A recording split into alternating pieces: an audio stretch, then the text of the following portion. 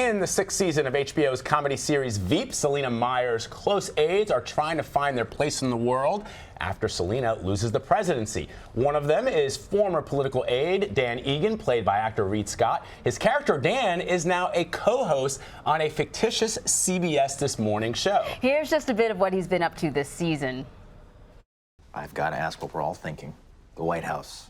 So you're definitely not going to run again in 3 years. I have no plans to run at this time. Stop it. Just let it happen. Stop it. You're a man. Welcome back to CBS This Morning. Joining me now is freshman Congressman Jonah Ryan of New Hampshire, who recently had a close shave with cancer. Ms. Bruckheimer and I did have a brief relationship when she was a much younger woman. You did? Thank you to you both. We'll be right back. If you like, Jane, I could float your name out there for you. Do you think I'd make a good judge? You do like throwing books at people. So until tomorrow, I'm Jane McCabe. And I'm Danny Egan. See you in the tomorrow. And we're clear.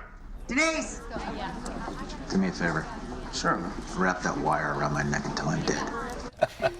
We feel like that Reid Scott sometimes. is here with us now. Yeah, I was going to say, Vlad has never said that to me. Never. So, Good to see you. Thank you. Yeah, we're really glad that you're here. How did this whole anchoring gig thing come up?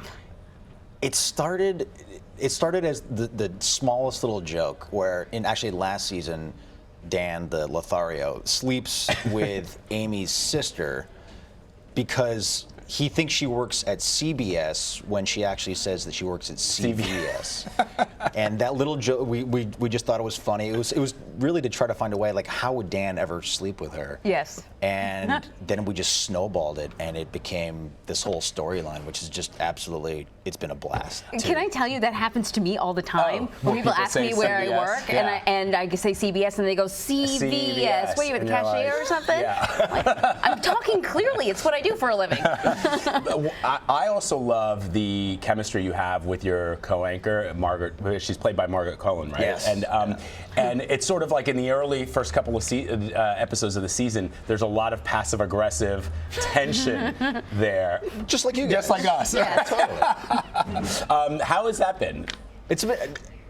She's incredible. Yeah. Margaret Cohen is incredible. I've been a fan of hers for such a long time, so we were lucky to get her.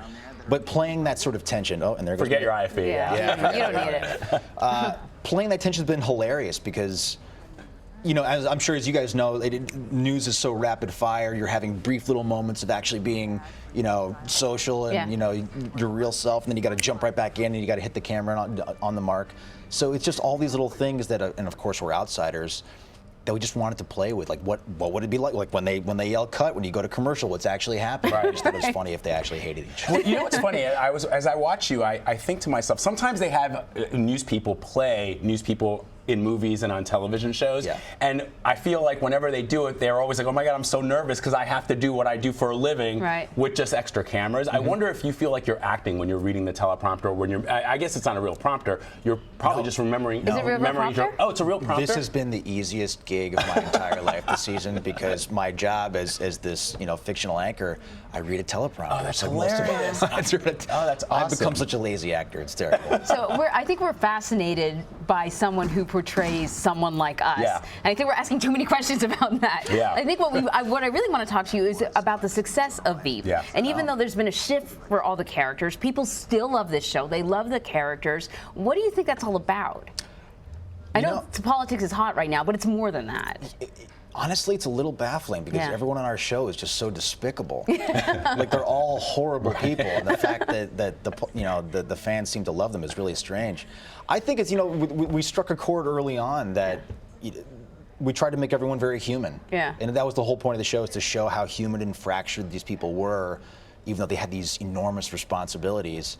And I think people identify with that, because there's nothing special about, or in the sense, let's get real introspective here. Like, everyone's special, of course. Right. But these people aren't superheroes. They're people with family problems, real problems of their own. They just have these high pressure jobs. There have been a lot of writers of shows who've said that in the current political climate that we're in right now in the United States, that some of the things that have been satirical in the past are not necessarily satirical. Have the writers on the show felt like that as well? That some things have happened that you can't make it up? It's been our joke this entire past season was if we pitched to HBO the things that were actually happening in the past election cycle, they would have said, you guys are crazy, go back to the drawing board because it was just too absurd. So I think in this season, and you've already seen it a little bit, but I think the writers made a really smart decision to sort of veer away from anything ripped from the headlines, anything, you know, too current, and just drill down on the characters in general, because I mean we're just still seeing how all this madness unfolds, right? Yeah, it's true. Did you hear about this Australian lawmaker that like knocked himself out because he was laughing so hard? We almost killed a guy. Yeah. Did you hear about that, Vlad? Yeah, I did. He knocked himself out. Laughing. He was laughing. That is the ultimate compliment too for a comedy, that we almost killed someone. Right. Yeah, when you actually say I killed, you almost did. We really killed. So one of the things that I think a lot of people who are fans of the show enjoy is how the characters seem to be very spontaneous in their reactions. Is there anything that's ad-libbed? Do you guys ever ad-lib stuff? Oh, there's a lot. Yeah. There's a lot. I mean, our writers are incredible writers. So we're sometimes there's a misconception that we're just winging the whole thing. It feels like it because it feels like it's so real. Yeah. And that comes from this really unique process we've had in the show since day one, which is we rehearse a lot, which seems like an obvious thing if you're going to, do any sort of acting or filming or whatever, but in the world of television it moves so fast you don't really have time. But from the very beginning, it was very important to our writers and our creator that we have that time to rehearse, to really tease out all these moments, to make these characters live and breathe. And our new showrunner, David Mandel, and his new writing staff have carried that on. So we'll rehearse episodes at a time before we shoot anything. Yeah. And during the rehearsals, we improvise quite a bit, then the writers go back and rewrite to incorporate our improv, and then we still improv some more while we're shooting. So it's like this distillation process, but it makes it feel very natural. Did you know Julia Louis-Dreyfus before you started on the show? No, I mean I was an enormous fan. So what was that like? First, like I was so nervous. You auditioned and you made the show, and then like you're hanging out with her, and we were all so nervous. I remember like we would get together. Like Matt Walsh and Tony Hale and Tim Simons and I would get together, and we just sort of like our hands would be shaking and like having a drink at night, be like, this is so crazy that we're working with this legend. And I think something that people don't know about Julia is that she's just awful.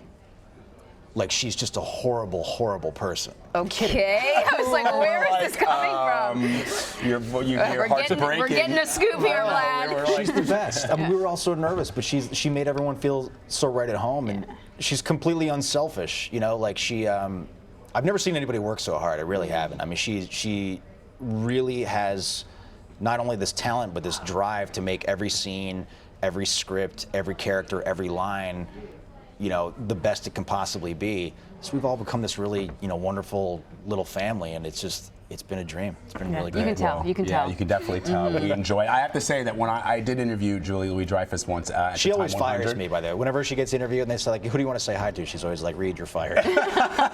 Well, I was very nervous. I'd interviewed all these people, politicians. Trump was there. I talked to him, no problem. And she comes over and I'm like, so, character's so awesome. I had nothing to say, and she was like, You're fired. Exactly, fired. Oh man, Reid Scott, thank you so much for stopping by. Yeah, That's thanks for awesome. having me. Thank you.